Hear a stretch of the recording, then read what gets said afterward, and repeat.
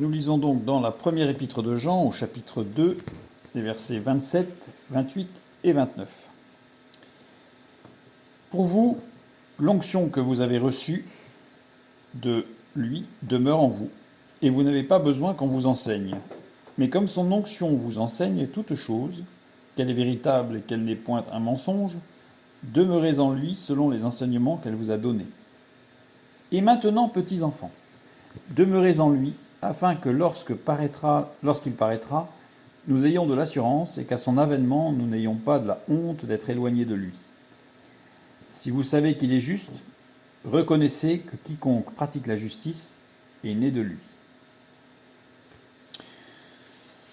Ici, l'apôtre Jean parle de quelque chose de reçu. Quand on dit quelque chose de reçu, on a l'impression qu'on reçoit comme une lettre dans la boîte aux lettres, alors qu'ici le terme grec lambano désigne quelque chose que l'on nous donne, mais que l'on saisit fermement. Quelque chose que l'on veut emmener avec soi. Quelque chose de plus fort que juste recevoir dans la boîte aux lettres, quelque chose qui peut faire plaisir. Mais là, c'est quelque chose qu'on attend, auquel on aspire, on nous le donne et on le saisit à pleine main, et on ne le lâche pas. Ça a un sens assez proche de s'approprier. C'est beaucoup plus fort que recevoir, s'approprier quelque chose. Sans aucune notion de souffrance, de difficulté ou de peine. C'est important, ça aussi. Il n'y a pas la notion de réussir à s'approprier. C'est vraiment, on nous le donne et on se l'approprie. Donc il y a quand même une action personnelle forte pour conserver les choses. Et d'ailleurs, juste après, pour vous, l'onction que vous avez reçue, donc on a compris que vous appropriez, ou que vous êtes approprié, demeure en vous. Et demeurer ici, c'est méno, qui insiste sur le fait d'avoir le désir d'agir conformément à ce qui nous a été donné. Et méno veut aussi dire s'en tenir au genre de vie que l'on a. C'est-à-dire que ce que Dieu nous donne doit nous être suffisant. Et méno a aussi cette notion d'attendre, attendre le résultat de ce que Dieu nous donne. On va le voir un peu plus loin. C'est-à-dire ne pas regarder, comme on dit souvent, l'herbe dans le champ d'à côté qui est forcément plus verte, mais regarder à ce que Dieu nous a donné et travaillons avec ce que Dieu nous a donné dans l'espérance. Dans l'espérance. Surtout qu'il est parlé, vous n'avez pas besoin qu'on vous enseigne. Donc en fait les choses sont ainsi, mais comme son onction vous enseigne, on n'a pas besoin qu'on vous enseigne, mais son onction vous enseigne.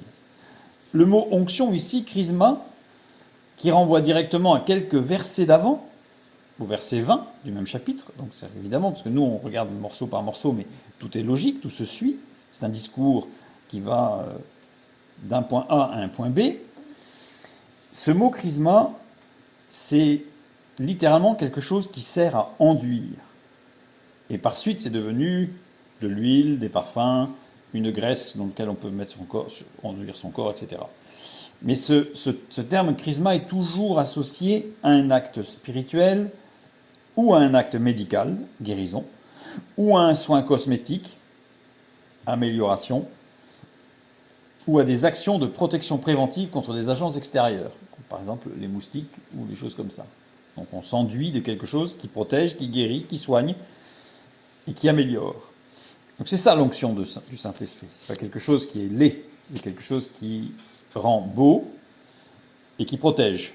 Et donc il renvoie, comme je l'ai dit tout à l'heure, au chapitre 2, donc au verset 20. Et ce verset 20, utilisez, Jean, au travers de cette phrase, utilisez toujours cette onction en introduction à la nécessité de nous séparer d'avec le mensonge. Le mensonge qui était pseudos, terme que l'on retrouve juste après ici, donc on voit que c'est logique.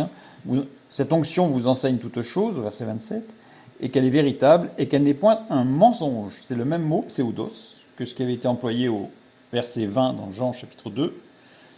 Et ce terme qui est traduit par mensonge désigne un peu plus qu'un mensonge. Désigne quelque chose qui est carrément faux, un mensonge, mais aussi une fausseté avec ou sans intention de tromper. Je vais donner quelques exemples. Imaginons quelqu'un qui est en retard au travail. Le mensonge Il dit « mon réveil n'a pas sonné », alors que son réveil a sonné. C'est un mensonge. Franc, clair. Voilà. Autre possibilité. Il dit « mon réveil n'a pas sonné ». C'est vrai que son réveil n'avait pas sonné, mais parce qu'il avait intentionnellement, il ne l'avait pas mis à sonner. Mais c'est faux. Donc, ce qu'il dit est vrai. Son réveil n'a pas sonné. Mais il induit, en fait, quelque chose qui est faux.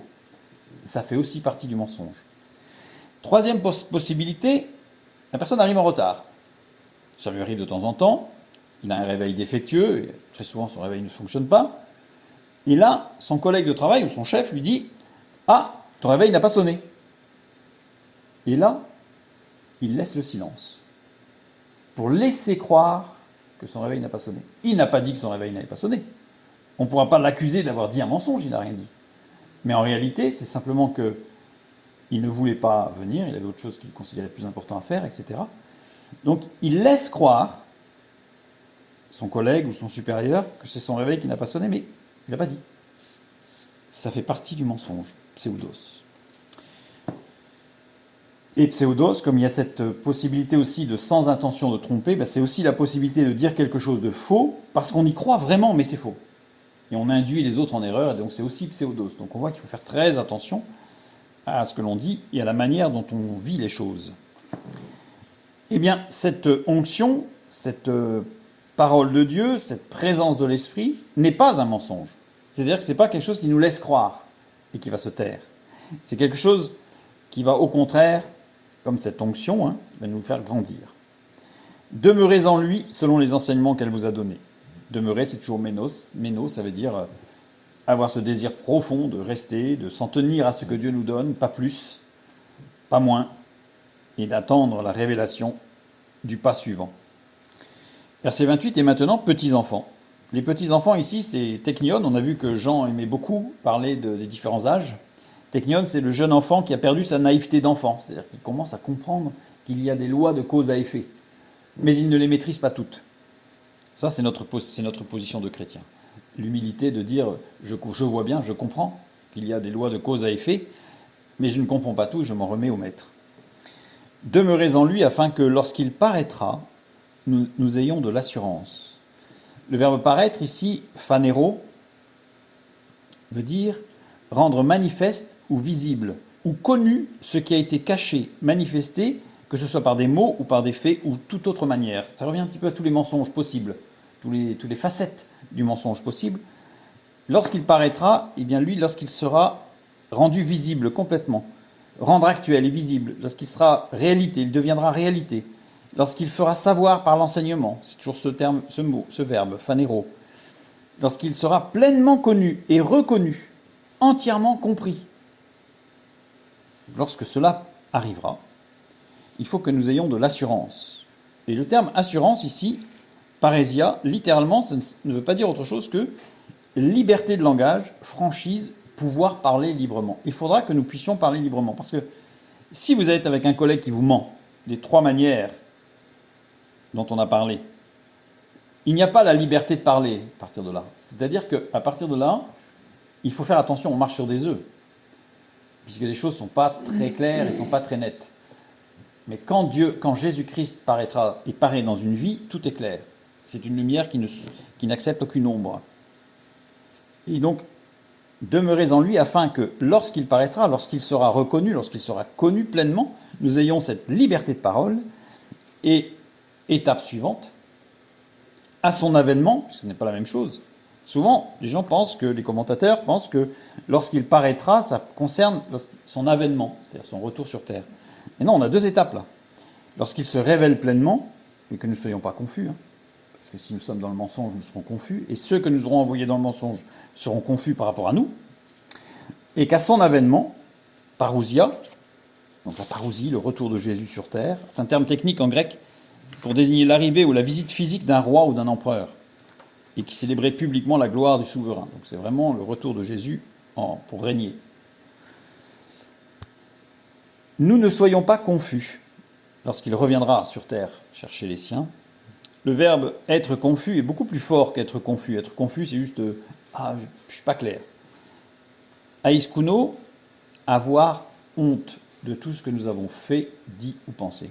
Une honte profonde, humiliante, afin que nous ne soyons pas confus et éloignés de lui, comme si on pouvait être éloigné de lui. On n'est pas éloigné de lui. On est avec lui ou on n'est pas avec lui. Ici, le terme grec qui était traduit par éloigné, c'est apo, qui est une particule de séparation. Donc littéralement, afin que nous ne soyons pas dans la honte et séparés de lui. C'est beaucoup plus tranché que ça, très tranchant. Si vous savez qu'il est juste, reconnaissez que quiconque pratique la justice est né de lui. Qu'est-ce qu'être juste ? Le terme grec ici, j'ai regardé le dictionnaire et j'ai pris les définitions du dictionnaire grec. Dikaios. Littéralement, le premier sens, c'est qui est conforme aux convenances et aux droits. Observateur de la règle, qui remplit ses devoirs envers Dieu et les hommes, qui est honnête et juste. Autre point, qui est humain, civilisé, qui pratique l'hospitalité. Il y a vraiment une notion d'altruisme qui est dedans, dans Dikaios. Qui est capable d'infliger à quelqu'un le traitement mérité. Que ce soit positif, en général c'est assez plaisant à faire, et que ce soit négatif. Ça peut être aussi un juste châtiment, mais quand on dit châtiment, c'est-à-dire avec l'objectif de redresser les choses. Être juste, c'est cela. Être juste, c'est aussi être un citoyen régulier, un véritable citoyen, donc, qui faisant partie du royaume des cieux. Dikaios, c'est rendre propre au service de quelqu'un.